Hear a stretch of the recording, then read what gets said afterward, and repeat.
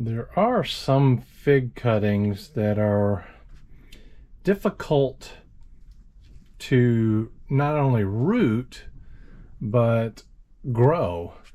And when I ordered these various varieties of cuttings, this one's Sangue Dolce, something like that. I view as many videos as I can on the variety, and I believe this one was mentioned at Harvey's from Figaholics on YouTube, that it's a little bit, he had a tree that he grafted onto, I believe it was brown turkey, that is doing much better than the Sangue Dolce that he has on its own roots. And so for that reason, this is one that I'm going to graft onto. Now, before I do this, this particular one is LSU Purple, that AL stands for Air Layered. It came from my tree that grew this year, and it is a variety that a lot of people suggest to graft to because it potentially has some root knot nematode protection, as well as it's a vigorous grower and an early fig, all qualities that may impart or help Sangue Dolce perform better. And so I'm going to graft. I ordered some more rootstock for LSU Purple because it's inexpensive, and I'm going to graft some of my varieties onto LSU Purple and put them out in the field, and I'll talk more about that later. But this particular video, I'm going to take half of this cutting here. It's got, let me bring it down here. It's got a node here, here, and here. So it's got 3 nodes.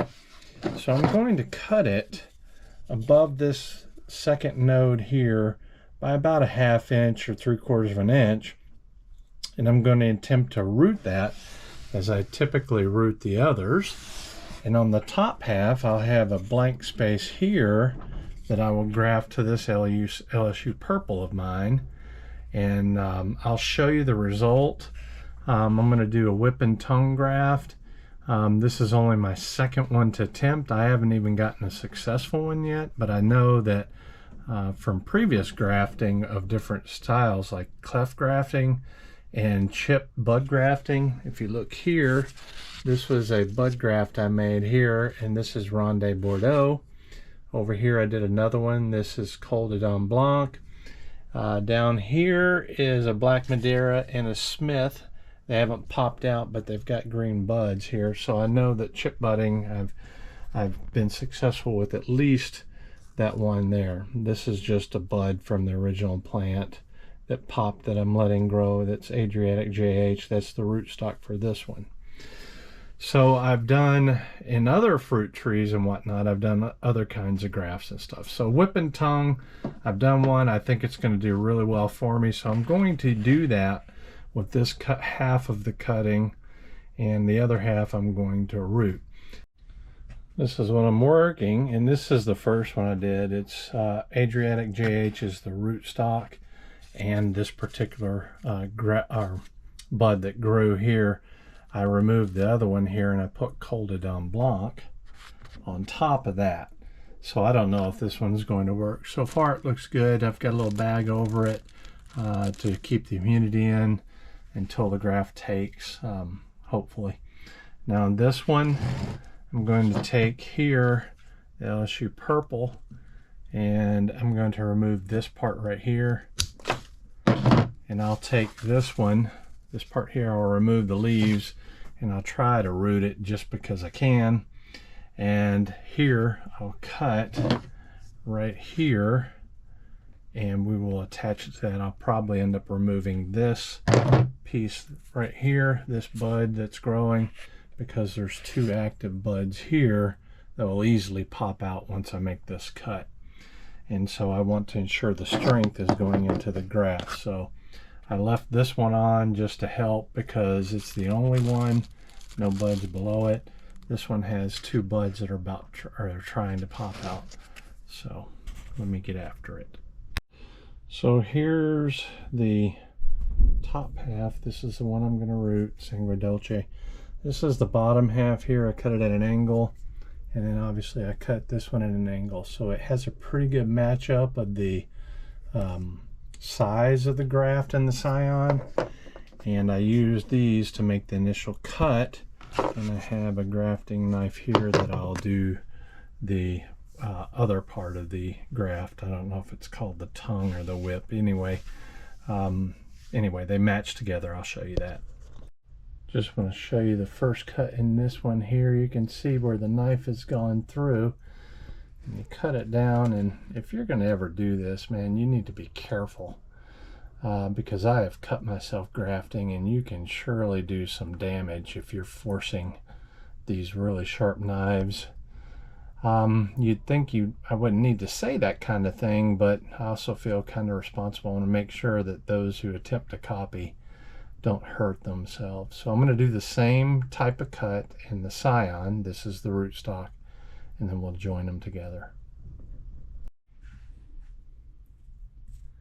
I try to bring you in close here, but I'm going to fit these two pieces together. I had to make the angle steeper here to get good coverage. All right, there's the fit. Unsecured, it doesn't look very good, but once I put the zip ties to it, it should lock up pretty good, at least on one side. I actually did better on this one than I did on this one. So let me get after it before it dries out. Now the wax tape here, grafting tape, did an okay job, but it's really the zip ties that pulls it together tight and ensures a bond. All done. The tip is waxed to keep it from drying out, plus the bag will help. I just got to put the bag on with the zip tie like I did for this one, just to kind of give it some extra moisture, and then we'll see if it takes. Here's the Sangue Dolce that was grafted onto the LSU purple, and it seems to have taken very nicely. And I need to go ahead and remove these zip ties. This is LSU purple. It's so common, LSU purple, and I've got enough already. I'm probably going to just break these off and end up burying this graft a little bit. That way it'll grow on both purple and Sangue Dolce, because this will root some once it's in the ground. We'll see. I may change my mind on that. There does appear to potentially be some fig mosaic on this, which means it would have had to have come from the cutting itself, wherever I bought it from. I am in the process of doing some experimenting, see if I can remove the fig mosaic virus. So if I ever come up with a solution for that, I'll do that in another video. I've removed the zip ties off of it, and what I use is these little cutters here that I use to cut zip ties.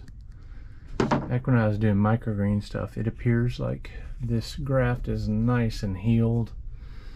The foliage is a clue too. Now this particular plant was an Adriatic JH that I air layered last year, and this is an LSU purple from also air layered from my tree last year. Let me show you what it looks like. The main stick part of it was here, and the main stick part of this one was here, and it was taller.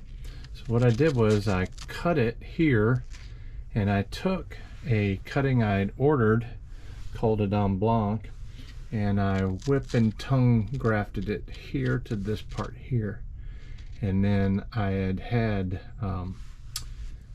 zip ties on it like you see here, and I cut those off because it's set after I saw that this was budding out. So right now this plant is both an Adriatic JH, which it branched off over here, and I cut it up here to focus the energy over to this side here.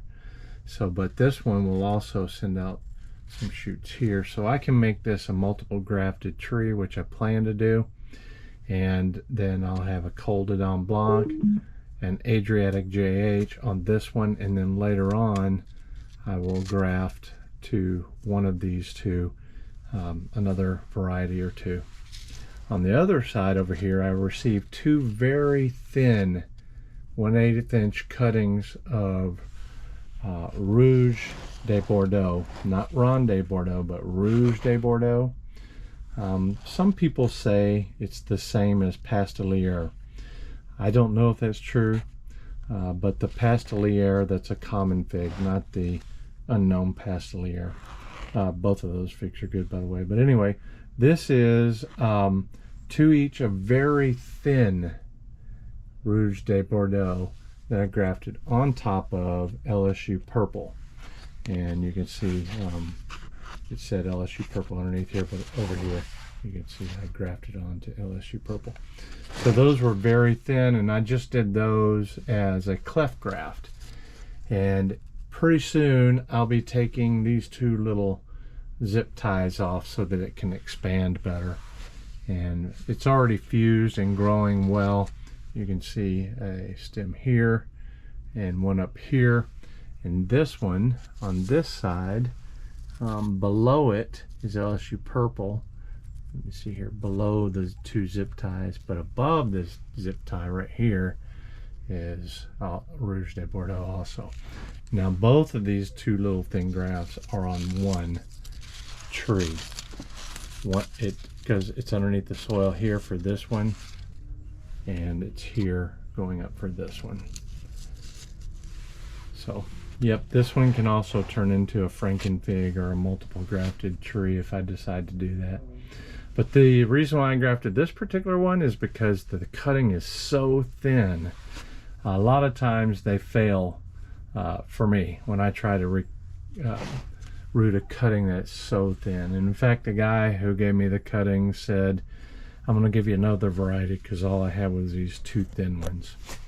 So anyway, I just kind of want to give you an update on grafting. And so during the winter, I grafted two onto here. I've got another one somewhere. I couldn't find it. So if I find it later, maybe I'll showcase it. But that's it for that. I just want to kind of show you that you can graft over the winter and create frankenfigs.